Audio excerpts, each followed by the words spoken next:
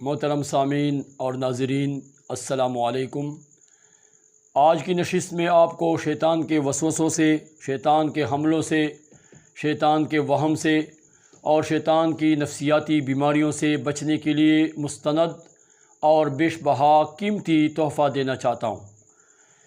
شیطان کے حملوں سے اور شیطان کے ارادوں سے اور قسم قسم کے خرافات سے انسان کیسے بچے گا؟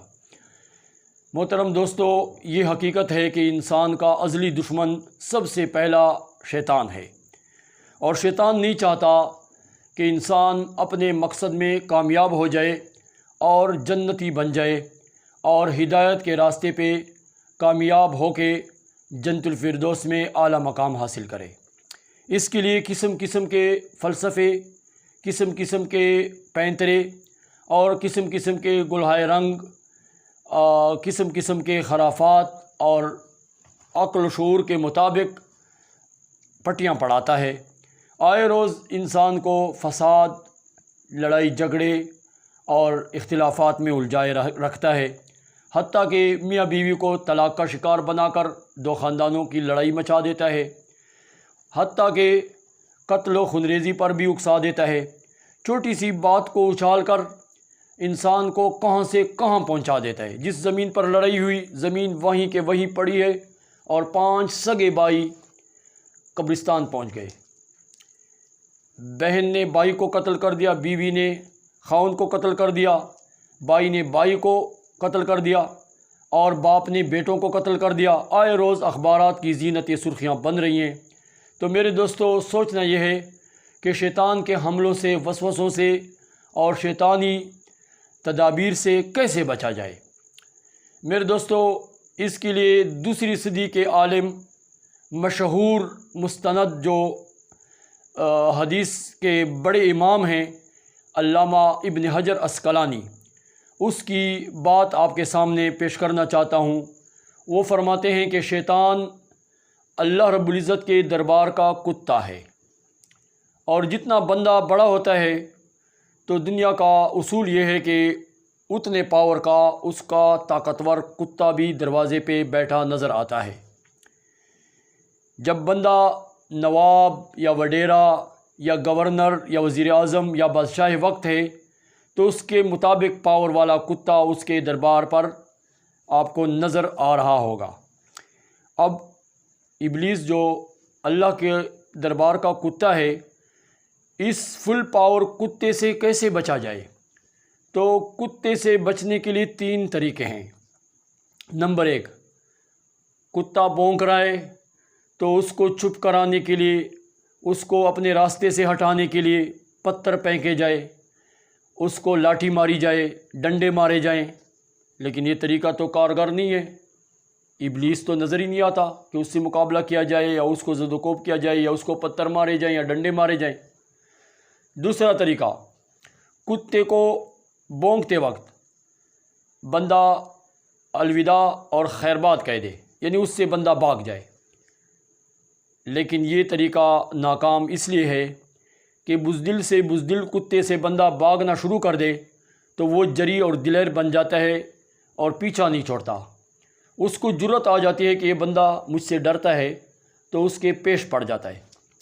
اس لیے ابلیس سے بھاگ بھی نہیں سکتے ہو۔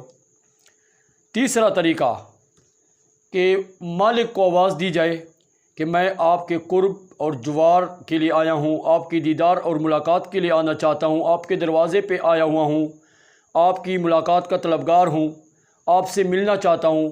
دروازے پر بیٹھا ہوا کتا بیچ میں رکاوٹ ڈال رہا ہے، میرے اور آپ کے بیچ میں حائل بن رہا ہے، اس کو آپ دفع کر دیں۔ تو یہ طریقہ کامیاب اور کارگر ہے۔ اس کے مالک کو آواز دی جائے، اس کے مالک کو دفع کرنے کے لیے ریکویسٹ اور درخواست کی جائے، اور وہ درخواست آقا نامدار، شفیع المذنبین، رحمت للعالمین، سردار دو جہان حضرت محمد مصطفیٰ صلی اللہ علیہ وآلہ وسلم نے ہمیں بتایا ہے۔ وہ تدبیر اور وظیفہ حضور علیہ السلام کا فرمودہ ہے۔ وہ کیا ہے کہ اعوذ باللہ من الشیطان الرجیم پڑھا جائے۔ شیطان گالیاں دینے سے، اس کو برا بلا کہنے سے یا کسی قسم کی لان تشنیع کرنے سے دفع نہیں ہوتا، اعوذ باللہ من الشیطان الرجیم سے پگھل جاتا ہے۔ ایسا نہ ہو کہ ایک بندہ جو دیہاتی عرابی بدو تھا، حج کے وقت جب مینا اور مناسک حج کا موقع آیا جہاں پر حاجی لوگ کنکریاں پھینکتے ہیں، سنت ابراہیمی ادا کرتے ہوئے شیطان کو کنکریاں مارتے ہیں، تو اس نے جوتے اتارے اور جوتے مارنا شروع کر دیے۔ 2 ہی جوتے تھے، جب اس نے 2 جوتے مار دیے تو ادھر ادھر سے جو بڑے بڑے پتھر یا ڈیلے نظر آ رہے تھے وہ مارنا شروع کر دیا۔ اب اللہ کے بندے وہاں پر 7 اور 7 اور 7 3 دفعہ 7 کنکریاں ماری جاتی ہیں۔ شیطان ان کنکریوں سے کوئی مرتا نہیں ہے، کوئی قتل نہیں ہوتا۔ یہ سنت ابراہیمی ہے، اللہ پاک کو یہ ادا پسند آئی ہے۔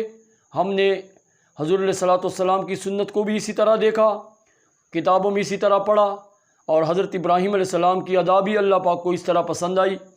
تو شیطان ڈنڈوں سے اور گالیوں سے نہیں پگھلتا، وہ اگر پگھلتا ہے اور تباہ و برباد ہوتا ہے، نیست و نابود ہوتا ہے اور اس کا ستیہ ناش ہوتا ہے تو اعوذ باللہ من الشیطان الرجیم پڑھنے سے۔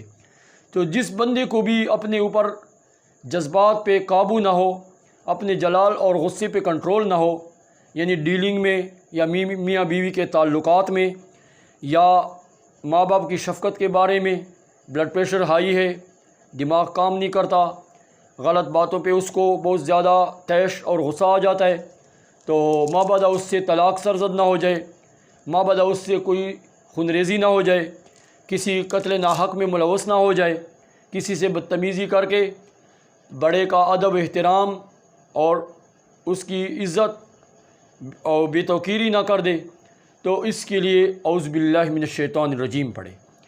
اور جو لوگ بلڈ پریشر کے شکار ہو کر نفسیاتی مریض پہنچ چکے ہیں، نفسیاتی مریض بن چکے ہیں، حتیٰ کہ ان کا سینٹی گریڈ ہر بات پہ چڑھ جاتا ہے، تو اس کو چاہیے کہ ہر نماز کے بعد 11 دفعہ کم از کم اعوذ باللہ من الشیطان الرجیم ضرور پڑھے۔ اور جو لوگ اہل علم ہیں اور قرآن پاک پڑھا ہوا ہے، تو یہ ایک اور دعا بھی آپ کو پیش خدمت کرتا ہوں، جو مشکات میں ایک صحابی کو حضور علیہ الصلوۃ والسلام کی فرمائی ہوئی نوٹ کی ہوئی ہے، وہ یہ ہے الحمدللہ الذی رد امرہ الی الوسوسہ۔ یہ ہر نماز کے بعد 3 دفعہ پڑھا کریں۔ شیطان آپ کے قریب بھی نہیں آئے گا، کسی گناہ کی دعوت نہیں دے گا، کسی وہم میں نہیں ڈالے گا، کبھی کوئی حملہ آپ کے اوپر اس کا کامیاب نہیں ہوگا، کبھی بلا وجہ آپ کو غصہ یا بلڈ پریشر نہیں چڑھے گا۔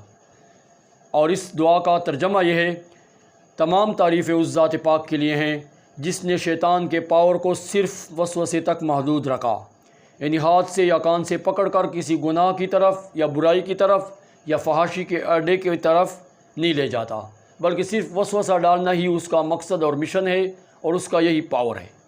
والسلام۔